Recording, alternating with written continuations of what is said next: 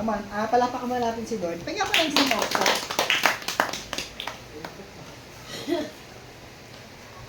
So, yun, magandang araw po sa inyong lahat. Good morning. So, ngayon po ay nasa pangalawang linggo ng ating po pinag-uusapan na Man and Woman of Destiny. Sino naniniwala may destiny sila sa Panginoon? Amen. Meron po ba? Amen. Meron. Alam niyo po, kapag nalaman ninyo yung destiny ninyo, hindi na kayo makatulog ng matino. Ilang araw na, lagi akong puyat. Totoo, lagi akong puyat.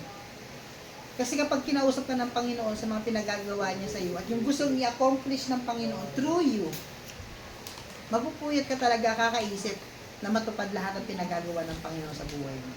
Amen? Amen. So, Joshua chapter 1, verse 1 to 9. Okay, Joshua chapter 1, verse 1 to 9. Basahin ko po sa verse 1. Basahin niyo po sa verse 2. Okay? Palitan po tayo. Ang paghahanda sa pananakop. Pagkamatay ni Moises, na lingkod ni Yahweh, sinabi ni Yahweh kay Josue na anak ni Nun, at lingkod ni Moises, patay na ang lingkod kong si Moises. Ngayon humanda ka at ang buong Israel, tumawid kayo sa ilog Jordan, patungo sa lupain ibinigay ko na sa inyo. Past tense po, no? Ibinigay ko na sa inyo. Sige, verse 3, basahin nyo. Gaya ng nabi kay Moises, ibigay ko na sa inyo ang lahat ng lupain ninyong maaari. Verse 4 ako naman. Ang magiging hangganan ninyo sa hilaga ay ang kabundukan ng Lebanon, sa timog ay ang disyerto, sa silangan ang malaking ilog Euphrates, at sa kanluran mula sa lupain ng mga Hiteo hanggang sa dagat Mediterraneo. Verse 5. Walang makakagabi sa iyo habang ikaw ay nabubuhay. Sasamahan kita gaya ng pagbubuhay ko sa Moises. Hindi kita iiwanin, hindi ka babayaan man. Verse 6. Magpakatatag ka at lakasan mo ang iyong loob, sapagkat ikaw ang mamumuno sa bayang ito sa pagsakop nila sa lupa ang ibinigay ko sa kanila, ayon sa aking mga pangako sa inyong mga ninuno. Verse 7. Basta't sumatatag ka, lakasan mo ang iyong loob. Sundin mo mabuti ang bukod sa ibinigay sa iyo ni Moises. Huwag kang susuway sa anumang nakasalan mo at magtatagumpay ka sa Verse 8, huwag mong kaligtaang basahin ang kautusan, pagbulay-bulayan mo iyon araw at gabi, upang matupad mo ang lahat ng nakasaad doon, sa gayo magiging masagana at matagumpay ang iyong pamumuhay. Tandaan mo ang hiniling ko, magpakatatag ka at lakasan mo ang iyong loob. Huwag kang matatakot o mawalan ng pag-asa, sapagkat ako si Yahweh na iyong Diyos ay kasama mo sa mga lupa. Okay, sino sa inyo dito ang gustong maging masagana at matagumpay? Taas po Amen. kamay. Amen. Ha? Pag sinabi niyo pong masagana, you lack nothing. You lack any good thing. Walang bagay na kulang sa iyo. Lahat ng bagay na mabubuting bagay nasa sa iyo. Sino gusto ng ganun? Amen. Sino yung pangalawa yung matagumpay? Yung kahit anong simulan mong negosyo, simulan mong trabaho, simulan mong ministry, lagi siyang sure na magtatagumpay, magiging successful. Taas kamay. Amen. Amen. So there are 5 na naobserbahan ko sa verse na ito. May limang susi sa verse 5 na to. Bagamat marami kayong nasabi, marami kayong na tawag dito, tama yung lahat ng mga explanation ninyo kanina sa ating small group. Tama po lahat ng mga observation po ninyo. Pero ako po, iano ko siya sa limang bagay lang. Limang paraan, limang susi. Kung paano nangyari na si Joshua ay naging matagumpay. Naniniwala ba kayo na kung paano naging matagumpay si Joshua, pwede rin tayo maging matagumpay? Amen. Kung ikaw si Joshua, ang kinalaban nila mga tao, ang sinakop nila mga lupain, tama hindi? Amen. Teritoryo, tama po ba ako? Tama? Tayo, ano sasakupin natin? Ha? Yung mga ninakaw ni Satanas, yung mga pinag-aarian ni Satanas, Amen po ba? Resources, people. Amen po ba? Amen. So, merong lupang pangako. Merong promised land si Lord sa atin. Sabi niyo nga po, promised land. Ang literal na promised land, yun yung Israel. Pero sa'yo, alam mo ang ibig sabihin ng promised land sa'yo? Ate Shaira, alam mo ang ibig sabihin ng promised land sa'yo? Ang lupang pangako na ipinangako ng Lord sa'yo is kung saan yung location na pangarap ng Diyos na marating mo. Yung sitwasyon na pangarap ng Diyos na marating mo. Yung status na pangarap ng Diyos na marating mo. Yun yung lupang pangako. Yun yung destination natin. Yung pangarap ng Diyos na mapuntahan mo. Hello? Naniniwala ba kayo may pangarap ng Diyos sa atin? Amen. At ang lupang pangako na yun, yun yung lupa, ang pangako, ng pangarap ng Diyos sa atin na mapuntahan natin. Anong sitwasyon yun? Anong situation yun? Anong maturity ang meron doon? Flowing with milk and honey. Flowing with provisions. So ako naniniwala ko, meron akong lupang pangako.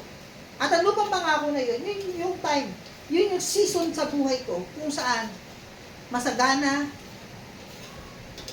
ma-impluensya, productive ako o kayo. Amen. Now, tignan natin dito. Ano-ano yung mga naging sikreto ni Joshua para magtagumpay siya? Basahin niyo po yung verse. Sabi niya dito sa verse 1, no? Patay na ang lingkod ko si Moises, ngayon humanda ka, at ang buong Israel, at tumawid kayo sa ilog Jordan, patungo sa lupaing ibinigay ko sa kanila. Tingnan niyo yung word. Yung word na nilagay dito, ibinigay. Ano ibig sabihin ng ibinigay? Ano pagkakaiba ng ibinigay sa ibibigay? Ha? Binigay na. Binigay na sa'yo. Ha? Tapos meron ng hangganan, no? Saan yun? Ano yung binigay sa atin ng Lord? Ito yung magiging hangganan ninyo. Sa Hilaga, sa kabundukan ng Lebanon, sa timog ay ang disyerto sa silangan, ang malaking ilog Euphrates, sa kanlungan mula sa lupain ng Hiteo, hanggang sa dagat Mediteraneo. So, ibig sabihin, ang tanong, nasakop na ba nila yon? Hindi pa. Pero bakit sinabi ng Lord na ibinigay ko na yun sa inyo?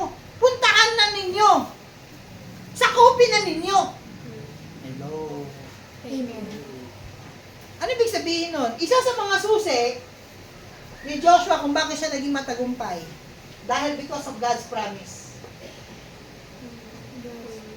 Hello? Amen. Bakit ka magiging matagumpay? Kasi may pangako sa'yo si Lord. Amen. May pinangako ba sa'yo si Lord? Amen. Paano mo malalaman yung pangako na Lord? Hindi ka nagbabasa ng Biblia. Kaya ako, alam ko magiging matagumpay ako, sister brother. Kasi may pinangako ang Diyos sa akin na yung hangganan, ganito, ganito. Papupuntaan mo yung north, yung south, yung east, and west. When God promised you, there is assurance na magiging successful ka. Amen. Alam niyo ba yung pinangako ng Lord kay Joshua? Hindi lang po lupain. Ano sabi niya? Tingin dito Verse 5. Ano yung pinangako ng Lord kay Joshua? Teritoryo. Tama? Tama po ba ako? Territory. Hindi lang territory ang pinangako ng Panginoon kay Joshua. Pinangako rin sa verse 5. Basta niyo yung verse 5. Walang makagagapi sa iyo habang ikaw ay nabubuhay. Ang tindi nito. Ang tindi nun. Alam mo, pinamakuhan ka ng Panginoon na walang sino man ang makakalaban sa iyo habang nabubuhay ka. Ano ibig sabihin nun? Ate Shaira, ano ibig sabihin nun? Walang makagagapi sa iyo kahit habang nabubuhay ka. Magiging success ka. Magiging successful ka sa lahat ng iyong gagawin. Ang sabi pa dito, hindi kita iiwan ni hindi pababayaan. Wow! Hello. May tanong ako sa inyo. May pinangako ba sa inyo si Lord na teritoryo? Sabi ng Lord sa iyo, bibigyan kita ng lupain, tahanan, kayamanan. May pinangako ba sa inyo si Lord? Ha? Wala? Wala yung pinangako? Wala ba yung pinangako sa inyo si Lord? Ay, wala. Parang maling audience to napuntahan ko. Kontento na ba kayo dyan sa kakapiranggot na mga blessings na nakukuha natin kahit ano? Na meron tayo? Hello? May pinangako ba sa iyo si Lord na teritoryo? Ha? May pinangako ba sa iyo si Lord na pwesto?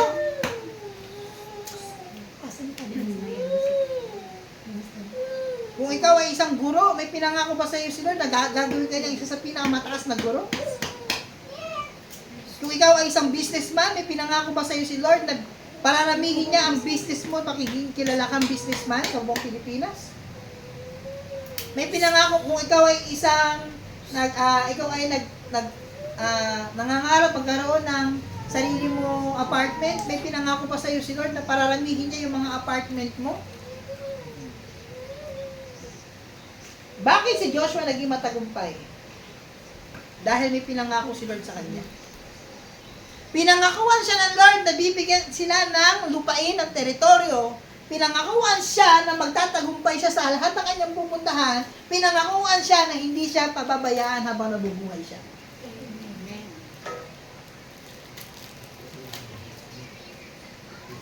Mga kapatid, tingin kayo sa akin lahat.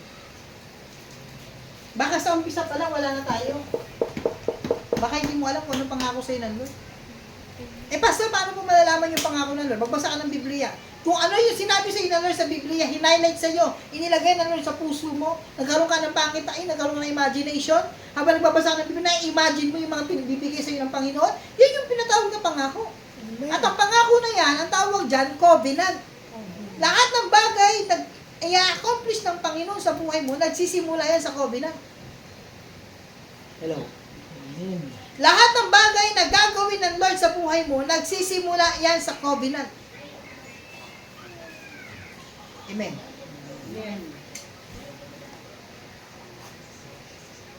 Bakit ka masigasig sa buhay? Dahil lang ba sa pamilya mo? Hello? Paano kung masama loob mo sa pamilya mo at ang pamilya mo masama loob sa'yo? Ang pamilya mo pa mismo nag-discourage sa'yo. So, ibig sabihin, hindi mo natutuparin yung mga pangarap mo kasi dahil ang pangarap mo nakadepende ngayon sa pamilya mo. Kaya ako, ang pangarap ko hindi nakadepende sa pamilya ko. Ang pangarap ko nakadepende sa pangako ng Diyos sa buhay ko. Doon ako nakasandal. Hello? Amen. Ang mga pangarap ko nakasandal hindi sa pamilya ko. Kasi paano kung na-discourage ka sa pamilya mo na hindi sila naniwala doon sa mga pangarap mo? Di wala na. Kaya ako nagpapatuloy, mga kapatid. Kaya ako nagpapatuloy sa mga pangarap ko. Hindi dahil sa pamilya ko, hindi dahil sa sarili kong ambisyon, kundi dahil may pinangako ang Lord sa akin. At ang pangako niya, hindi kailanman masisira. Amen. Amen. Totoo hindi. Amen. Hello. Ano una? Promise. Bakit nandun yung word na ibinigay? Bakit past tense na siya? Bakit past tense na siya? Baka sinabi na lang ibinigay ko sa inyo. Ibinigay na daw yung lupain, wala pa nga daw sila doon. Alam mo ang tawag dyan? Reserve. Hindi siya reserve. Alam mo ang tawag dyan? Alam mo ano? Title. Naranasan, ito po yung tipo na, yung tatay mo, nakabili ng isang lupain na hindi mo alam. Doon sa lupain na yun, paglipas ng panahon, sinabi niya na, anak, ito yung title ng lupa na nabili ko. Kunyari, doon sa sa Baguio o Tagaytay. Tapos nakita mo, nagulat ka, yung pamana mo pala, isang lupain, malaking lupain, ilang hektarya. 3 hektarya binigay sa'yo ng tatay mo. Na nakapangalan kanino? Sa tatay mo. Na gumawa ang tatay mo ngayon ng isang kasulatan na yung pamana na yun, ibibigay niya sa'yo. Ngayon, ang problema, pagdating mo doon sa lupain, mayroong nakapwestong iba. Na illegal. Na pumesto doon, pumasok doon. At sabi nila, matagal na silang nakatira doon. Ngayon, ang trabaho mo ngayon, i-enforce. Pag sinabi mong i-enforce, ang trabaho mo ngayon, enforcer ka. Enforcer ka ng rights mo.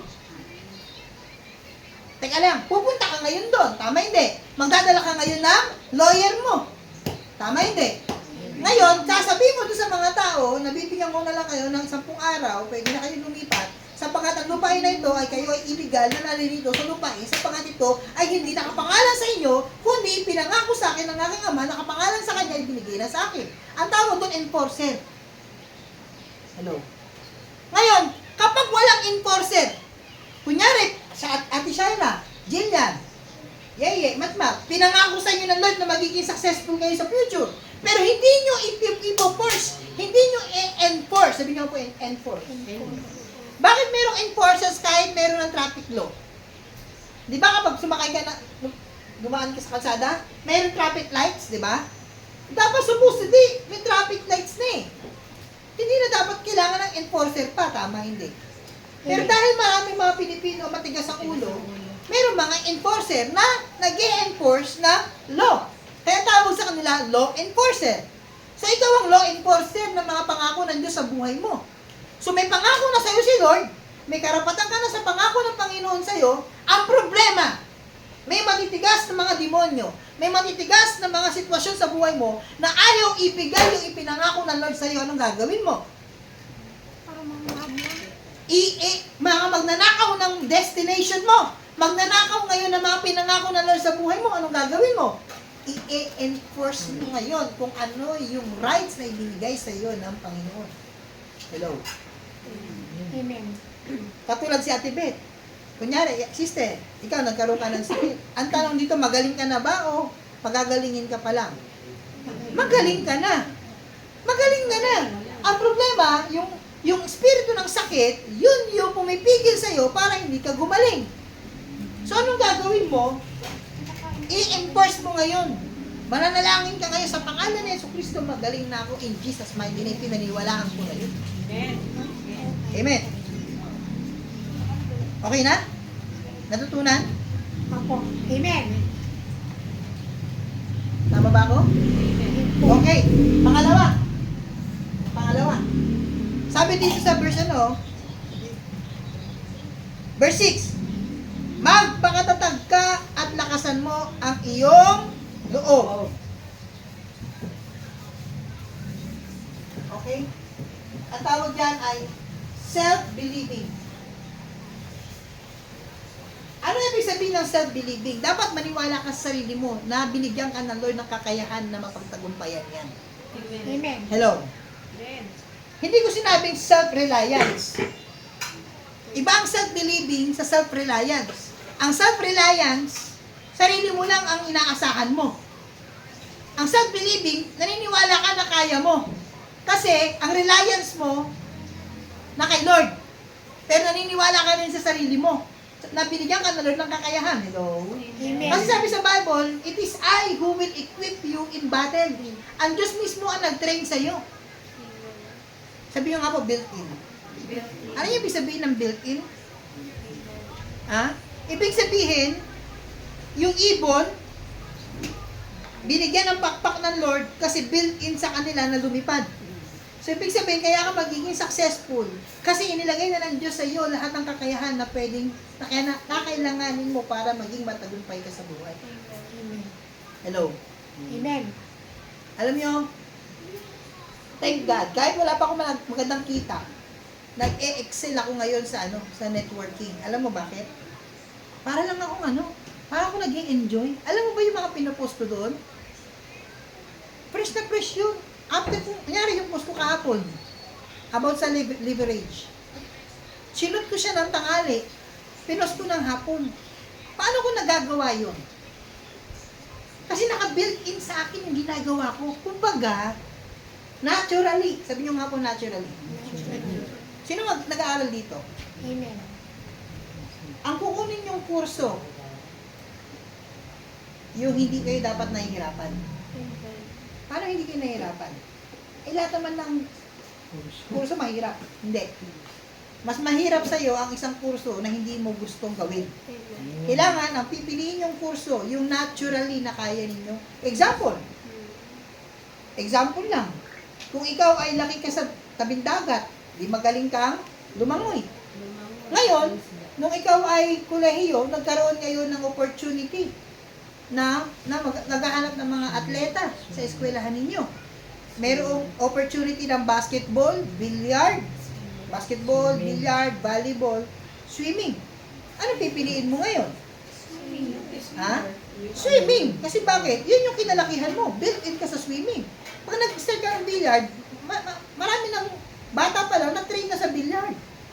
Maraming bata pa lang na-train na sa volleyball o sa basketball. Eh, hindi ka na-train doon. Hindi equip doon. Eh, ikaw, dahil mo pa syokoy. Tama hindi. Ang kabuhayan ninyo sa dagat.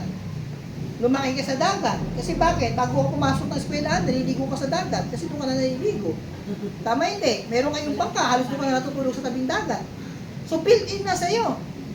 Ibig sabihin, binigyan ka ng Lord ng gift, built-in, ibig sabihin, binigyan ka ng Lord ng gift ng skills sa paglangoy. Tama. Ngayon, nung nagkaroon ng opportunity, madali sa'yo maging matagumpay sa larangan ng swimming. Kasi bakit? Na-built-in na sa'yo yung ganong klase ng skills. Hello? Amen po ba? Amen. Tignan nyo ito. Bakit ako nag-i-enjoy sa networking? Kasi yung networking ay parang church planting. Bakit parang church planting? Sa networking, para ka kumita, para lumaki yung leverage mo. Leverage, ibig sabihin, marami kang tao na magtatrabaho sa ilalim mo, the more sila nagtatrabaho, the more sila yung mayaman, umuunlad yung finances mo. Isipin nyo, bigyan ko kayo ng example. Kung meron akong 1,000 leaders na nabuild kong katulad kong kasipag ko, at yung 1,000 na yon, doon pala, sa 1,000 na yon, kumita ako, sabihin natin, tagwa 1.5. O magkano lahat yun? 1,000 times 1.5. Ngayon, multiply ninyo. Ha? Multiply nyo, sige. Multiply natin ha. Ano ko to ha? Sample ko po ito para maintindihan ninyo yung sinasabi kong built-in, no? Kung ako ay isa lang ako. Tapos meron akong 1,000 na leaders. 1,000 na leaders. Na, ang isang leader ko, ang bayad sa akin ng company ko niya, 1,500. Hindi magkano kinita ko? Ha? 1.5 million. 1.5. Tama. Bakit ba ako nag-raise up ng leaders? Para paramihin ng leaders yung kanilang mga sarili. Tama hindi? Bawat leader, kinakailangan mag-require na at least 2 tao. So, sa bawat dalawang tao, meron akong 1,000. Oh. Ngayon, 1,000 times 2 mo. 2,000. Tama ba ako? Tama po ba ako? Sa 2,000 na yon, meron akong 1,000. O, magkano na? 2,000 times 1,000.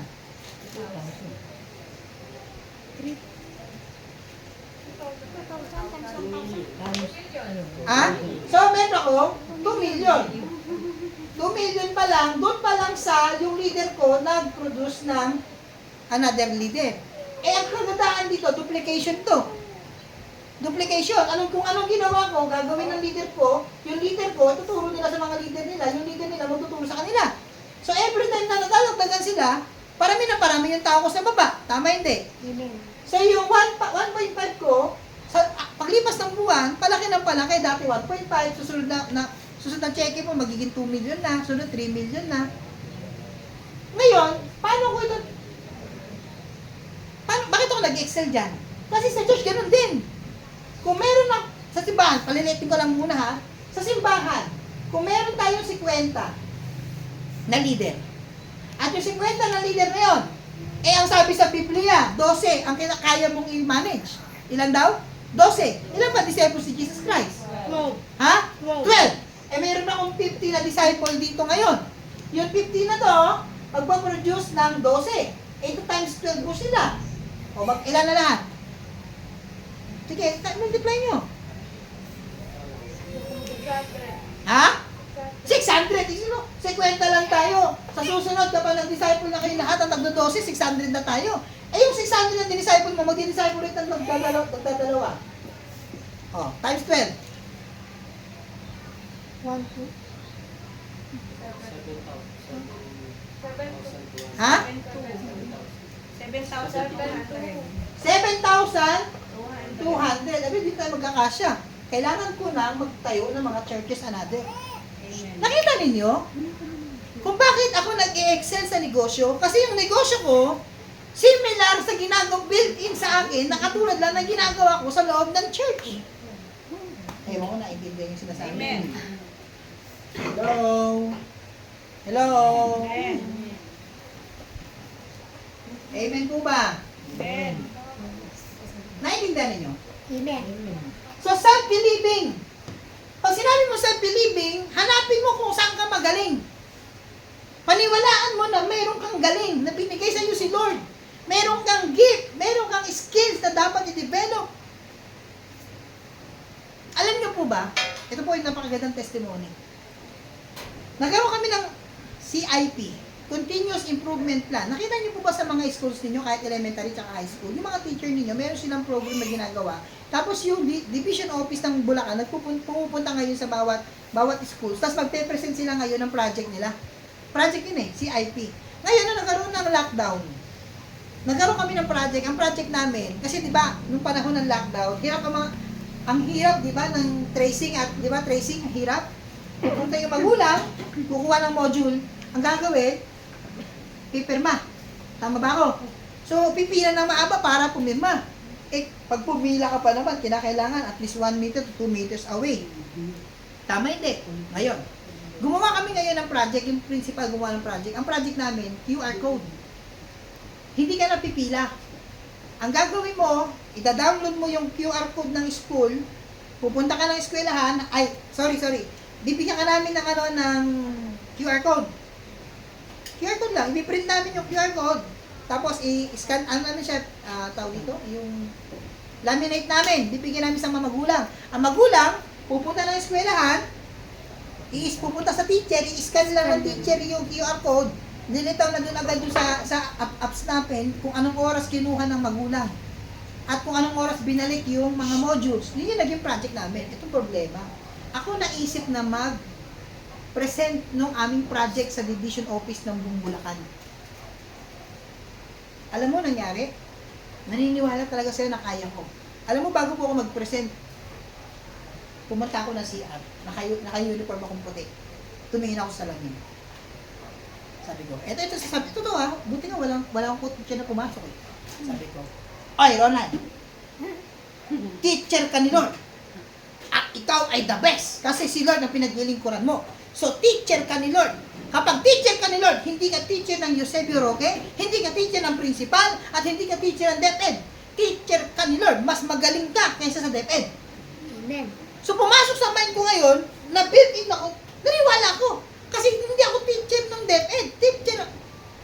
Hired ako ng DepEd, employed ako ng DepEd, pero ako ay teacher ni Lord kasi sila nang padala sa akin doon sa DepEd.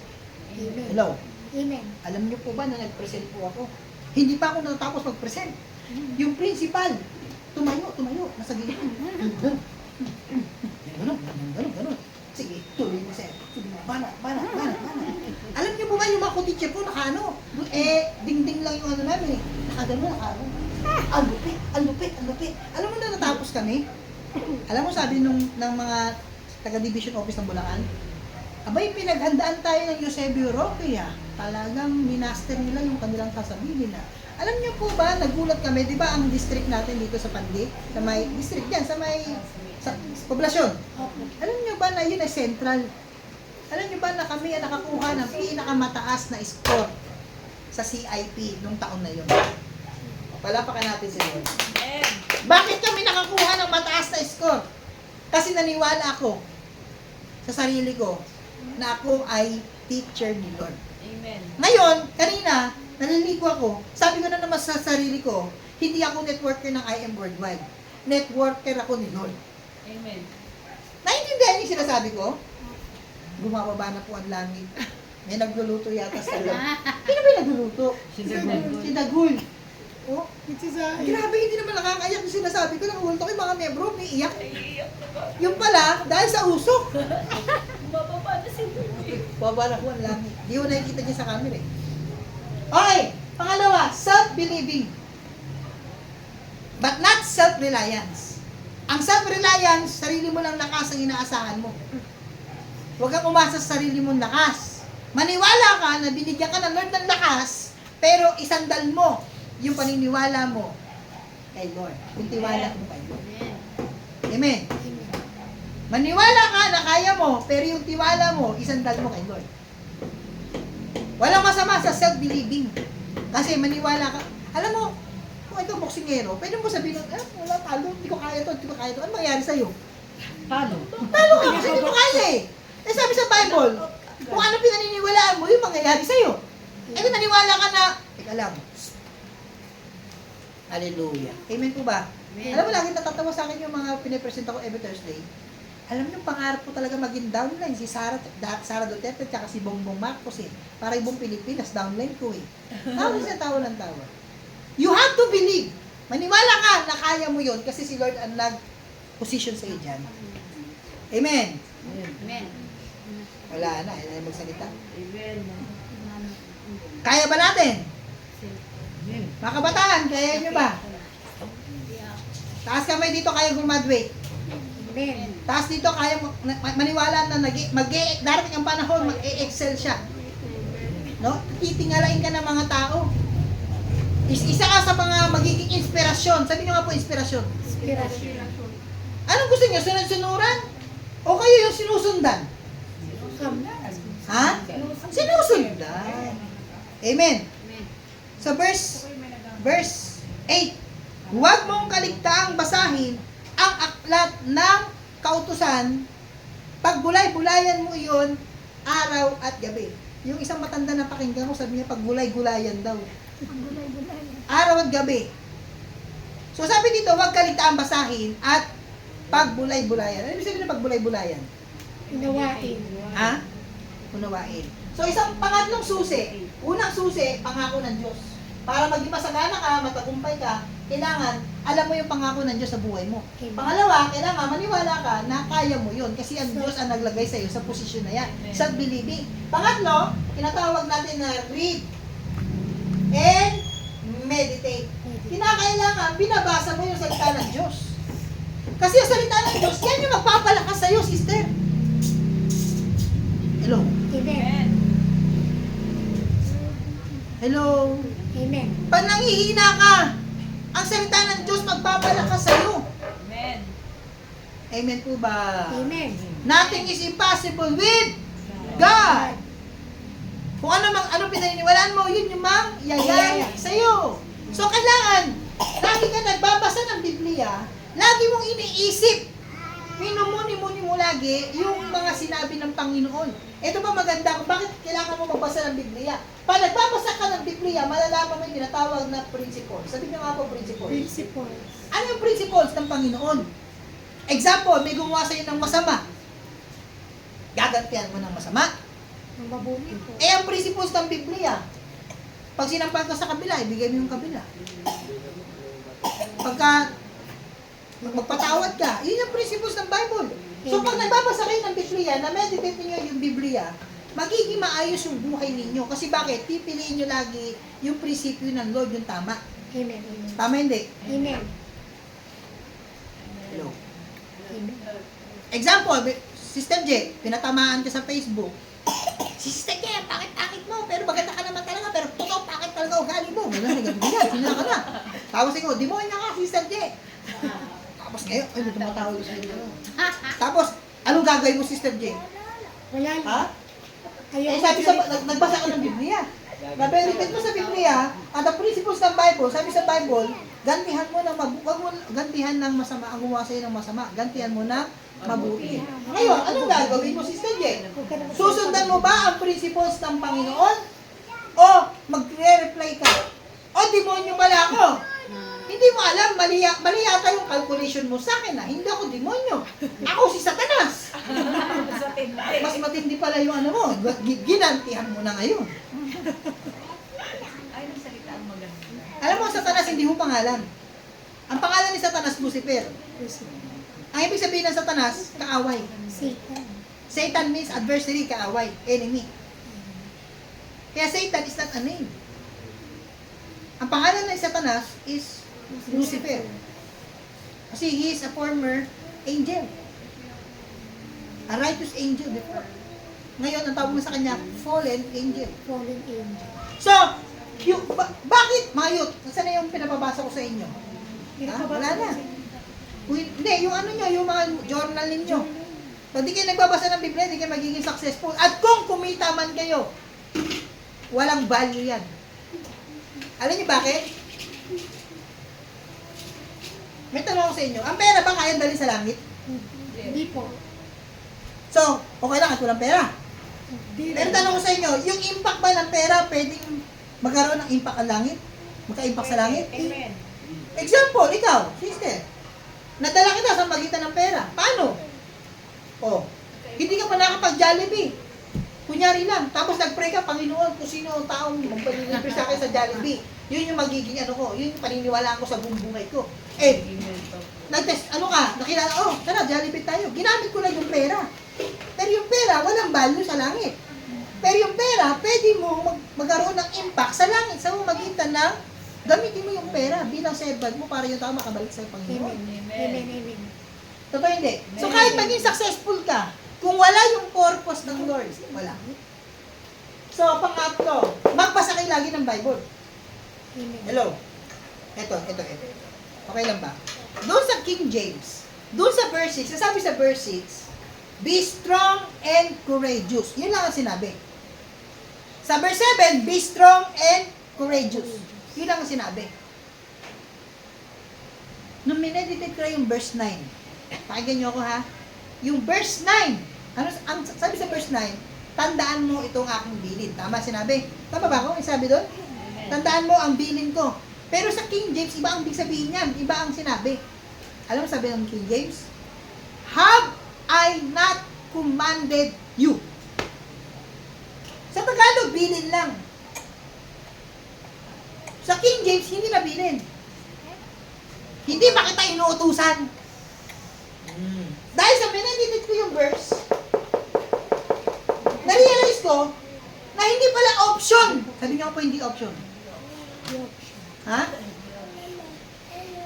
Sa verse 7, verse 6, verse 7, pwede bang maging option? Kasi sinabi ng Lord na, tawag dito, lakasan mo yung loob mo. In-encourage ka na lakasan mo yung loob mo. Pero sa verse 9, wala ka ng option. Kasi sabi ng Lord, hindi ba kita inuutusan na maging matatag ka? So dahil na-meditate ko yung Biblia. Hello? Sino dito meron daw? Alam niyo ba yung pagkakaiba ng baka sa cow? Alam niyo, naisip ko lang ito kahapon eh. Ito meditation. Si cow, ano pagkakaiba ng baka sa cow? Baka? Ganito kasi si baka. Dapat maging cow kayo. Kasi bakit? Lagi may daw. Baka kasi pananegosyo ko, baka bumagsak. Baka mapahiya ako. Baka tawanan ako. Baka hindi maging successful. Baka walang maniwala. Kakabaka mo! Walang nangyari sa'yo. Kaya ano sabi ng Panginoon? Ikaw sana to. Ikaw sana yun. Ikaw sana to. Ikaw sana yun. Pero dahil sa ikaw ay baka lang. Puro ka baka. Wala naging ikaw. Ano ko to eh, na-meditate ko to kahapon eh. Sabi ko, ano ko kaya to? Naisip ko, ano ko kaya to? I-post ko kaya to? Gagawa ko ng video nito.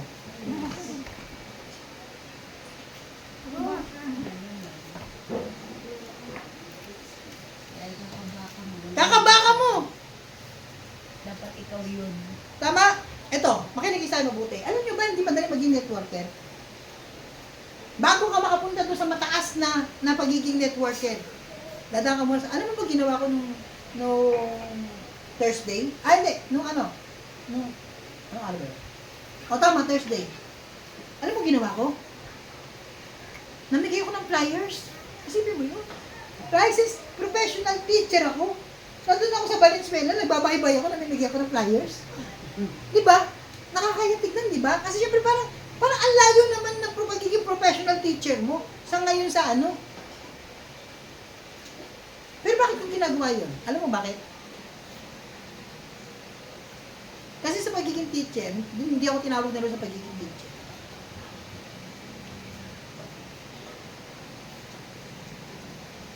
Bakit ginagawa ko yung pagpa-flyers? Alam mo bakit? Alam mo bakit? Para makatulong sa iba. Pag teacher ka, sa 4 na sulok ka lang ng classroom, magiging effective. Sa loob ka lang ng paaralan ninyo, magiging effective. Pero pag networker ka, buong Pilipinas at ibang bansa, pwede mong ma-influence. Pero walang Alam mo ba, may mga tao nagpo-quote ng verse na ito. Ewan ko lagi na itong kinukuti. Isaiah chapter 60, verse 22. Alam mo ba, yung mga tao nagbabasa niyan, hindi na may meditate yan. Lagi nilang pag meron silang accomplishment, lagi nilang sasabi, I, the Lord, will make it happen. Lagi, nagkakalat sa Facebook ito, lagi ko ito nakikita, kalat-kalat sa Facebook ito, I, the Lord, will make it happen. Yun lang lagi nilang quote. Pero hindi nila alam yung verse. Yung verse na yan, kulang. Yung I, the Lord, will make it happen. Kasi pangalawang paragraph na yun, meron pa siyang unang sinabi na sentence. Alam mo sinabi doon? Hindi. From a small family into a great nation. Nagsimula sa maliit na pamilya hanggang sa lumaking bansa. At sinabi ng Lord, darating ang panahon, ako ang Panginoon. Gagawin ko yan. Hindi. Ang point dyan, yung nagsimula ka sa maliit, palalakihin ng Lord yung maliit na sinimulan mo. At sabi ng Lord, darating ang panahon, I, the Lord, will make it happen. Hello? Amen. Ibig sabihin niya, impact. Hindi impacto, impact. Amen po ba? Parang ito. I, the Lord, will make it happen. Anong gagawin ng Lord? Sa verse na yon, isang verse sabi niya, from a small family house church sa bahay ni Jericho into a big nation. To become all nations and kingdoms. Wow! Pag natupad yun, doon mo na ikukunti yung I, the Lord, will make it happen. Amen. Amen! So, pangapat. Habang ko pala mag-preach. Pangapat. Sabi dito, huwag kang susuway. Basa nga po yung verse 7. Basta magpakatatag ka, lakasan mo ang iyong loob. Sundin mong mabuti. Sabi niya, sundin. Sundin niyong mabuti ang buong kautosang ibinigay sa inyo ni Moises. Huwag kang susuway sa anumang nakasaad doon. Huwag kang magtatagumpay ka saan ka man magpunta. Sabi niyo nga po, obedience. Sumunod. Sundan natin. Sa obedience saan? Sa command ng Lord. Amen. Amen. Obedience. Alam mo dito, sabi dito, huwag kang susuway. Sa ibang version niya, sa King James, alam mo sabi, do not turn to the left, do not turn to the right. Tingay sa akin lahat. Huwag kang lilingon sa kaliwa, huwag kang lilingon sa kanan. Sabi ng Lord, sundin mo ako, straight lang ang pagtingin mo, huwag kang lilingon sa kaliwa, huwag kang lilingon sa kanan. Parang ganito, sister. Nagtinda ko kunyari ng sari-sari store. Itong chismosang kapitbahay mo, alam mo, nagganyan na rin ako dati, pero hindi ako naging successful dyan. Pero ang kuman sa'yo ng Lord, magsimula ka na, sari-sari store. Kapag pinakinggan mo siya, ibig sabihin, nag-turn to the left ka na. Pag sinabi mo, turn to the left, turn to the right, ibig sabihin, hindi ka nakapokus doon sa utos ng Lord. Pinukusan mo ngayon yung sinasabi ng mga tao sa'yo. Amen. Hello? Dapat maging kabayo kayo. Alam mo kabayo na mayroong piring? Ofrenda. Hindi, piring. Bakit? Tinalagyan siya ng dito? Kasi may tendency kunyari. Merong aso dumaan dito. Pwede matakot yung kabayo. Meron daga, pwede matakot. So dahil nakapili siya ng ganon, yung focus na nakikita niya. Dapat ganon kayo, maging bulldozer kayo ng bulldozer. Bulldozerin mo lahat ng bulldozer niyo. Diretso lang kayo. Kahit dinidiscourage ka na ng pamilya mo, dinidiscourage ka ng kapitbahay mo, dahil ang utos sa'yo ng Panginoon, gawin mo to. May resulta o wala, gawin mo to. May isang kwento. Sabi ng Lord sa kanya, halika anak. Itong malaking bato na to. Malaking bato eh. Itulak mo. Itulak mo papunta doon. Tulak siya ngayon. Isang araw. Hindi niya matulak. Pangalawang araw. Hindi niya matulak. Tatlong araw. Hindi niya matulak. 4 araw. Hindi niya matulak. Hanggang 7 days. Hindi niya matulak. Sa ikawalong araw, dumating si Lord. Kung anak, kamusta? Panginoon, discourage siya. Panginoon, hindi ko po maitulak. Hindi ko po maitulak. Ginawa ko na po lahat ng the best. Sumunod ako sa inyo, hindi ko po maitulak. Tumawa sa kanya si Lord. Alam mo, sabi niya, anak, ang utos ko lang sa'yo, itulak mo yung bato-bato na yun. Pero hindi ko sinabing kaya mo yan. Sabi ko lang, itulak mo. Kaya ako sinabi sa yan, para ma-develop lang yung muscle mo. Dahil hindi mo yan kaya ako bumalik, kasi ako ang magtutulak niyan. Alam mo sabihin nun, itulak mo yung bato. Sumunod ka lang.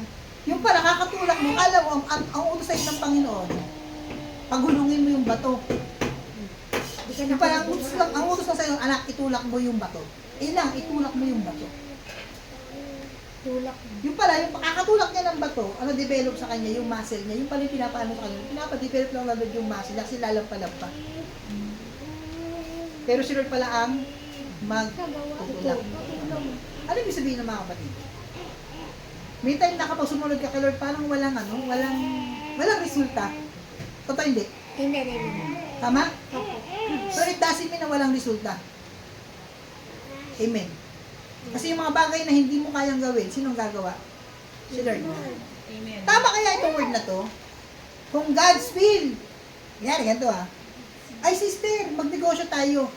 Itong puhunan, 5,000.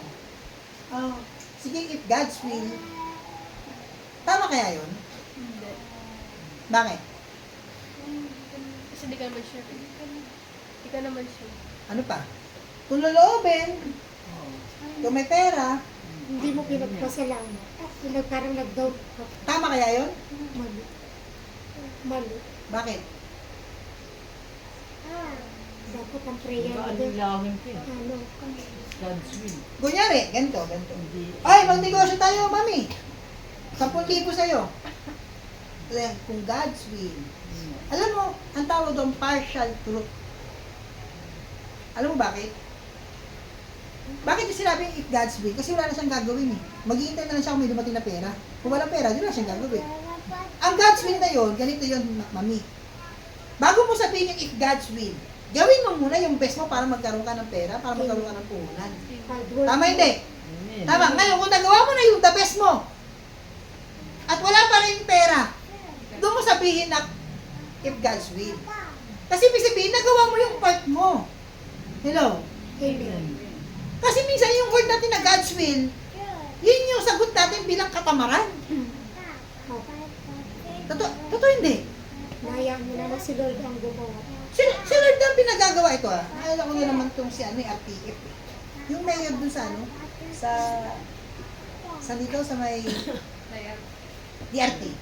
Siyempre nung una, nung pinakikinggan ko siya, sinasabihan niya kami. Parang binamak niya kami. Pero habang tumatagal, kasi si mayor kasi, business-minded yun. Siya may ng mga business niya sa DRT, kaya gano'n. Siya rin yung may business din siya ng kawayan. Yung kubo natin, sa kanya yun. Siya may nun, galing doon sa may North Tagaray. Dahil ito si Mayor, politician siya, business-minded din siya. So kami naman, ang mentality namin, anong mentality namin? Religious mentality kami. Ang religious mentality, ganito. Maglingkod ka lang kay Lord, maglingkod ka lang kay Lord. God will provide. Ganun yung mentality ng church. Tama hindi? Opo. Si Mayor, negosyante. Ito sabi, anong trabaho mo? Nabanggit niya ba itong kaibigan kong pastor na mabait? Oo. Best friend ko, yung kababata ko. Sabi niya gano'n. Anong negosyo mo? Anong pinagkabuhayan mo? Wala po, pastor. Pinagtuturuan kami lahat. Wala, pastor. Bakit paano kayo kumakain? Pamilya kayo. Ang sagot lagi ng mga kasamahan ko ng pastor, God will provide.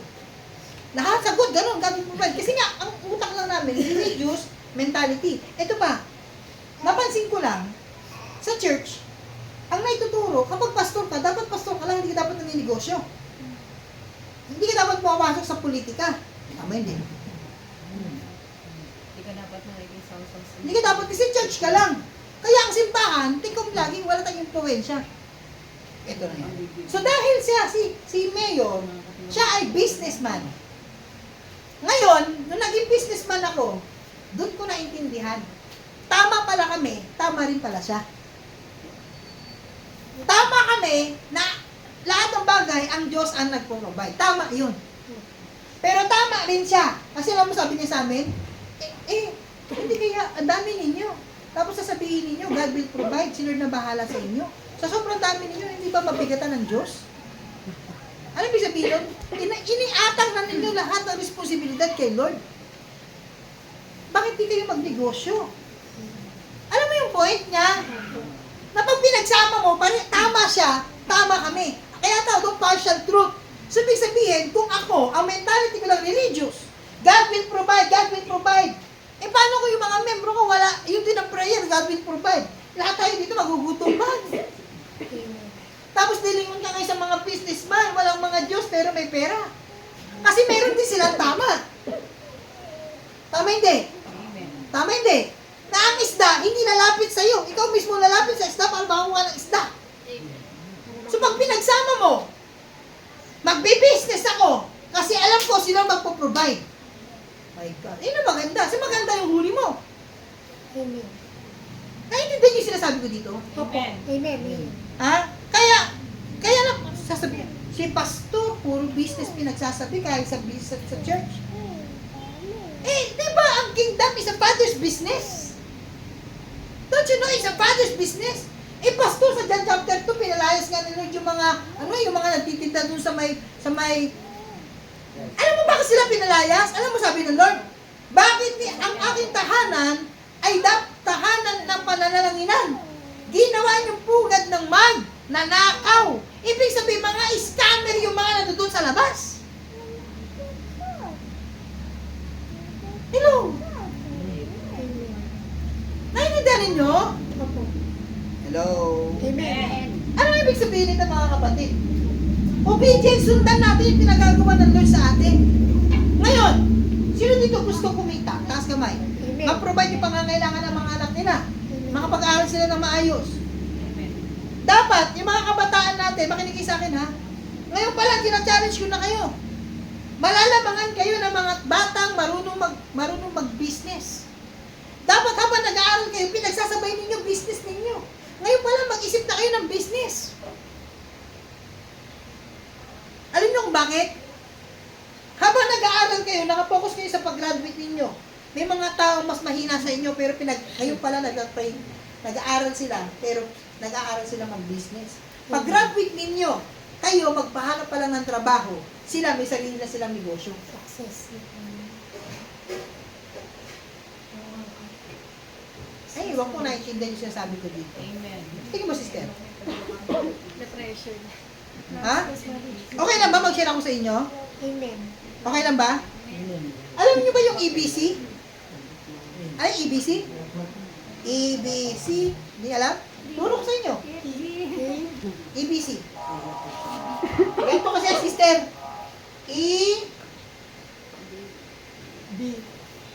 B.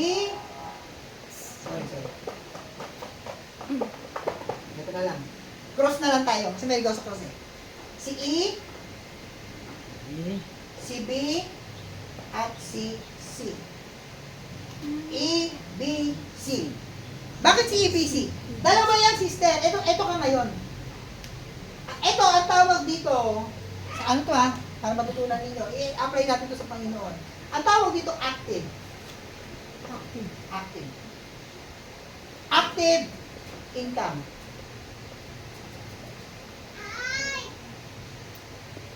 Para maintindihan ninyo.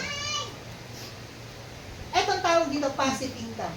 Pag sinabi mong passive income, kahit natutulog ka, kumikita ka.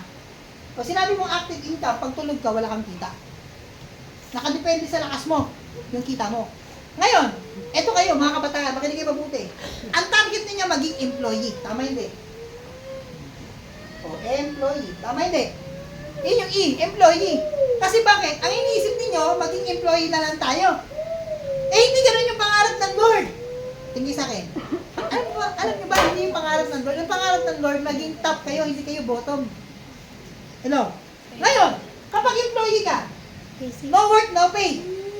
Bakit? Wala kang passive income. Kasi bakit? Nakadepende yung kita mo doon sa pasok mo. Kaya nagagalit ka kay Dagul. Pumasok ka kahit may bagyo. Kasi bakit? Ang income mo, active. Active ang income mo. Kasi ang income mo, nakadepende sa lakas ng tao. Eh, paano kung dumating yung time may nagkasakit? Eh, di wala kang income. Kasi active income ka. So, ang gusto ng Panginoon, maging S ka naman. Ano yung S? Self-employed. Oo. Pag sinabi mong self-employed, magtayo ka ng sarili mong business na pwede mo pang lamangan yung kinikita mo sa pagiging employee. Tama hindi?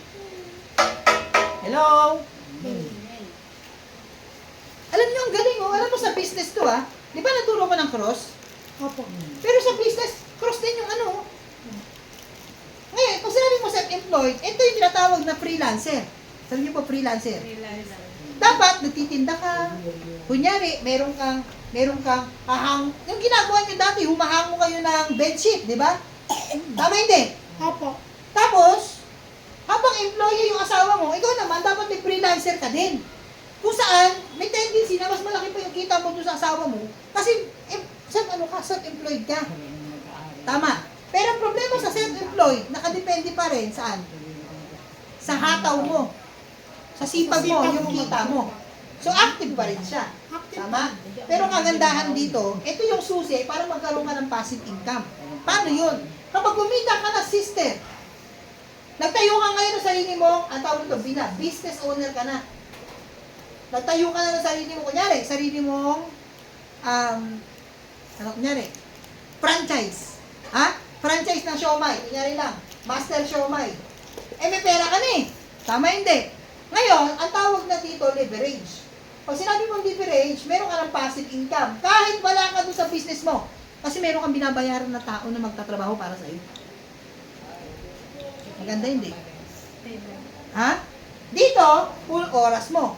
Full oras mo, puro oras. Dito, medyo nahahati na. Kasi bakit? Ang ginagawa mo na lang, monitoring ka na lang. Kasi maglalagay ka ngayon ng mga magtatrabaho para sila yung pera mo na ginagamit mo para magtrabaho na para sa iyo. So, meron ka ng sistema dito. Pumapasok dyan, leverage.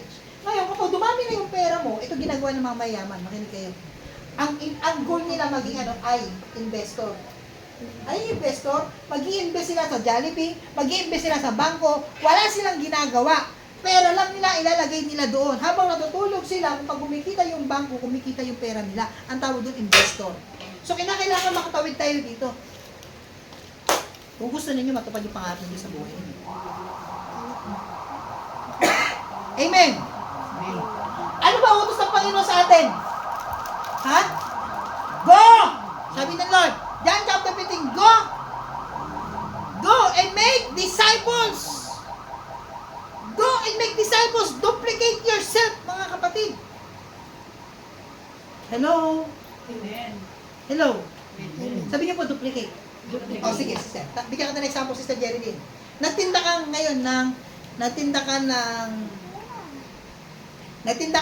juice. Juice. Ang benta mo sa juice ay 50 pesos. Ikaw lang mag-isa ha, nagtitinda.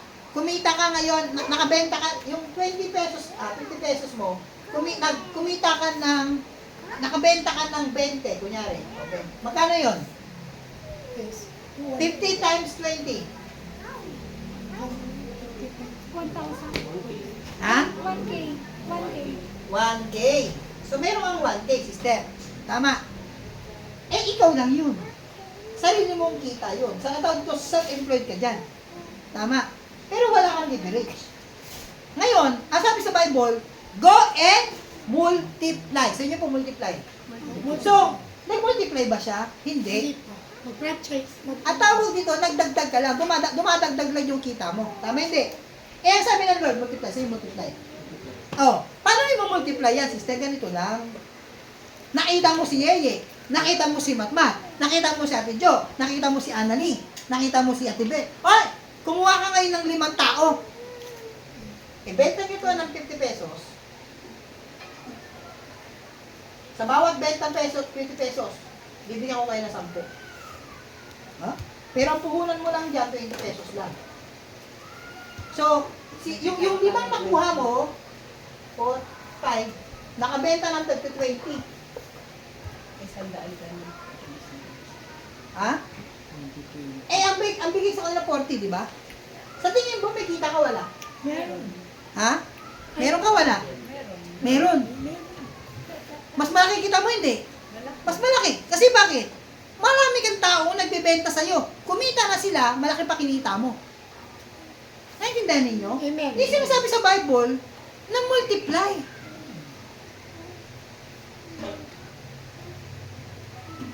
At ito ang gusto natin gawin sa buhay. Sabi ng Lord, sundin ninyo ang pinagsasabi ko. Multiply yourself. Multiply. So, multiply yourself. Multiply. So, obey the Lord. Lastly. So, ano yung una? Promise ng Lord, self-believing, read and meditate the Bible, and obey.